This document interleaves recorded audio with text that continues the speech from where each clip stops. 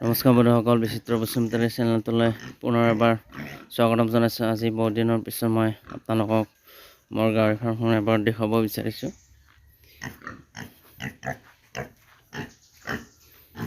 এইজনী ফিমেল, এইজনী আঢ়ৈমাহ হৈছে।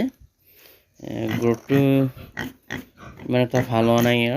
ইয়াৰ অলপ কেয়াৰ কৰি আছোঁ ভালদৰে, দানা পানী দিয়া হৈ গ'ল বৰ্তমান।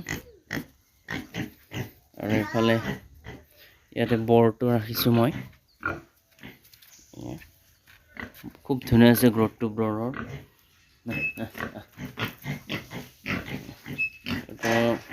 খোৱা লোৱা দিয়া হৈ গ'ল।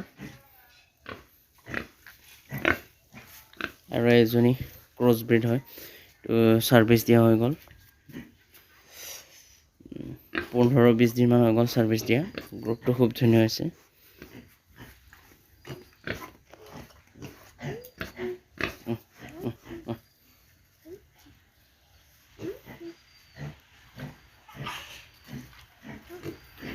আৰু ইয়াতে এইটো হ'ল খাচী পোৱালি।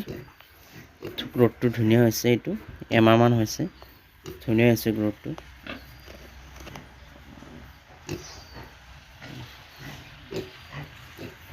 বৰ্তমান মই ইহঁতক ভাত সিজাই দি আছোঁ আৰু গডৰেজ ফিড 2 গুড়া সেনেকুৱা মিক্স কৰি দি আছোঁ।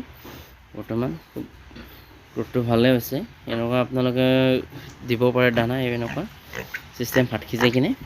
যিহেতু কমাৰ্চিয়েল ফিড বহুত দাম হৈ যায়, সেইবাবে অলপ অলপ মিক্স কৰি দিব পাৰে। আৰু এইফালে ৰিচেণ্টলি মই বনামেই আৰু গাহৰি ফাৰ্মটো আপোনালোকক পিছলৈ দেখুৱাম। ত' বন্ধুসকল, ভিডিঅ'টো যদি ভাল লাগিছে লাইক, শ্বেয়াৰ আৰু ছাবস্ক্ৰাইব কৰি দিব। ধন্যবাদ।